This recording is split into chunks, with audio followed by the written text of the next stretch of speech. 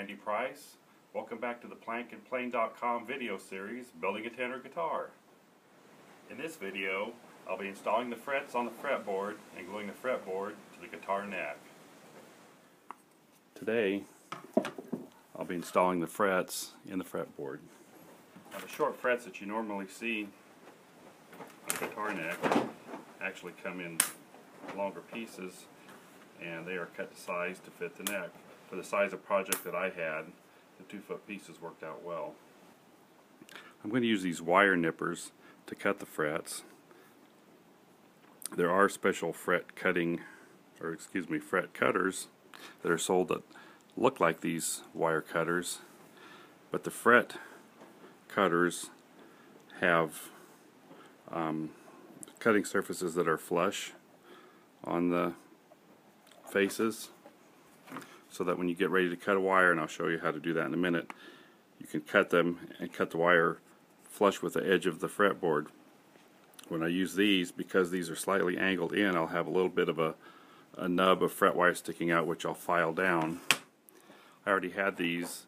A pair of fret cutters cost approximately $29, so I didn't want to pay $29 for a tool that I'm going to use maybe one time. There's also a specialized fret hammer for hammering frets in. You can't use just a regular metal faced hammer or you'll damage the frets.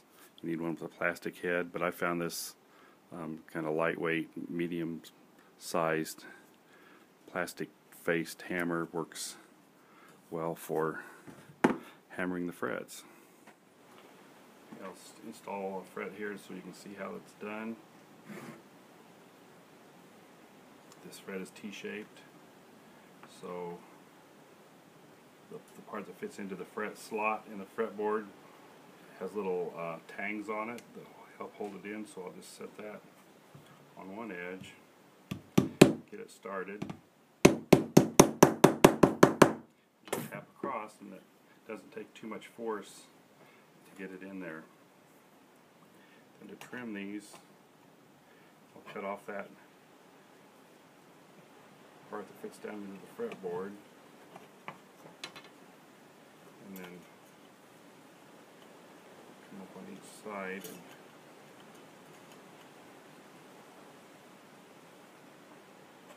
set that off. There we go. I'll try doing one more here on camera, and then I'll finish the rest up off camera.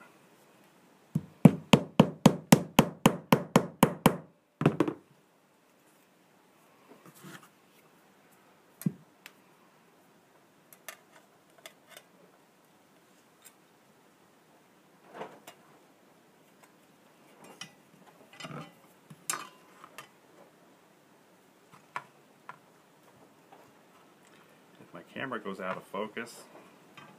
I'm actually filming this on an iPhone. I just upgraded recently to the iOS 7, and the camera does seem to be a little bit different on this version of software, and I never really had problem with autofocus before, and I seem to now, so it's something I need to learn how to use. So I'll finish the rest of these up off camera. Okay, I got all the frets installed, and that actually just took a few minutes to do. But now what will take a little bit longer is filing the edge of these frets down flush with the edge of the fretboard. To do that, I'll use just a fine file. This first fret I already did. It didn't take too long actually to do that, so I'll do this next one.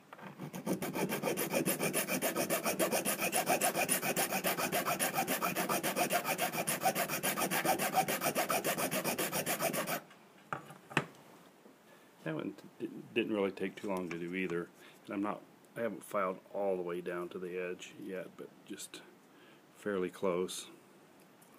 I'll get those all fairly close, and then go back and carefully bring them up flush with the fretboard. Okay, I finished filing the edges of the frets.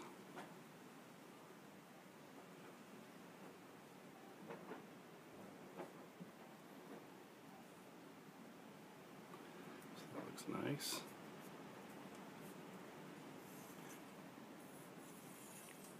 feel flush with the edges, nothing sticking out. I've temporarily clamped the neck to the guitar body. I did that so I can show you where on the guitar neck the fretboard needs to be placed. I've got a little piece of tape here with an arrow showing me the 14th fret, and the guitar neck, the guitar fretboard needs to intersect the neck and body at the 14th fret, so approximately right there. The reason for this is in order for the scale length of the guitar to be correct, this is where the 14th fret needs to be. If it was up this way, the scale length would be too long. If it was down a little bit this way, the scale length would be too short. So mathematically, by the blueprint and typical for guitars, the neck and the body need to meet at the 14th fret. So what I'm going to do is locate this, temporarily clamp the fretboard to the neck, and I'm going to put a stop block on the back of the fretboard so that when I glue the fretboard to the neck it doesn't slide back and forth, and that probably doesn't make sense right now, but I'll show you what I mean and it'll make sense then. When I had the neck on the guitar, I clamped the fretboard to the neck so that the neck and the so the neck meets the body at this 14th fret. Now what I'm going to do next is take some double-faced tape, and on the back of this fretboard stick this block to the fretboard.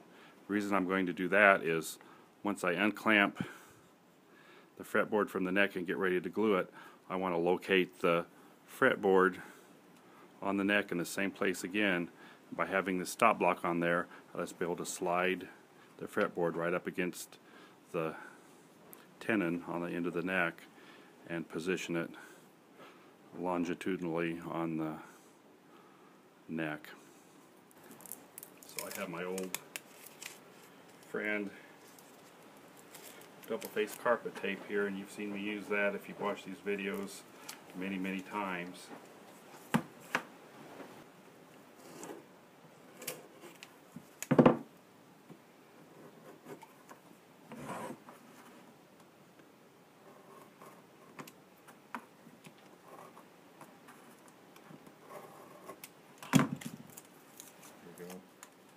Let's take this block, embed it against that tenon, and slide it right down there in place. I'm just going to take a clamp, apply some pressure to that so that tape sticks really good. Now I can clamp that. So now when I get ready to glue this in place, I can just slide that right against there, and I know that I'm positioned properly. There's some different ways that you can glue the neck. Glue the fretboard to the neck. I could use a series of clamps and clamp it on there, but one of the things about using clamps, not only does this fretboard, once you get glue on it, become very slippery and want to slide this way, it wants to slide back and forth as well, and this fretboard needs to be centered exactly on the neck. So what I have used before and what I like to use is a long elastic band. Just put the fretboard on the neck and wrap this long elastic band around the fret and the neck board, and it self-centers the fretboard on the neck. You can order a special clamping band.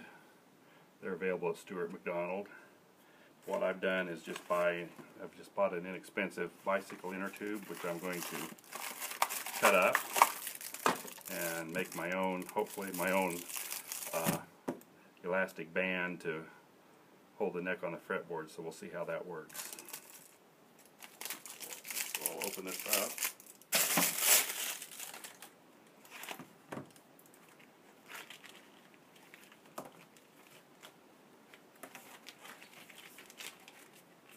And I'll just cut a strip. I don't know how wide this needs to be. I'm just cutting about a third of it. And I'll stop the video and come back once I get that all cut. Okay, the inner tube idea actually worked. It's got really good elasticity to it, and off camera I actually wrapped it around the fretboard in the neck to do a dry fit to see if it would work, and it did. So I'm ready to glue that up. I'll get some glue put on this fretboard.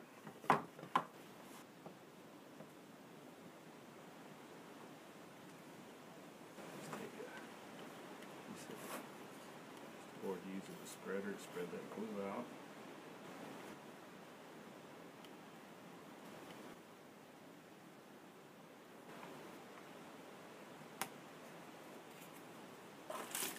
Okay.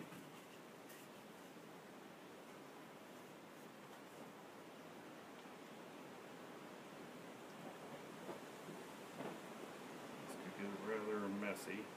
So you can see this just wants to slide around on here, so that this inner tube will really help with centering that. We'll leave a little extra and start by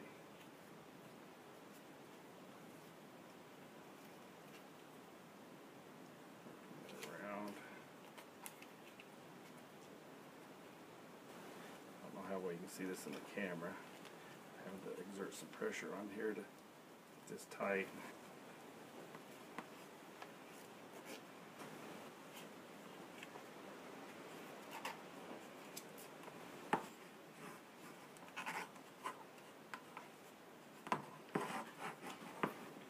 Seems like it's well centered. I'm going to wrap it back up the other direction.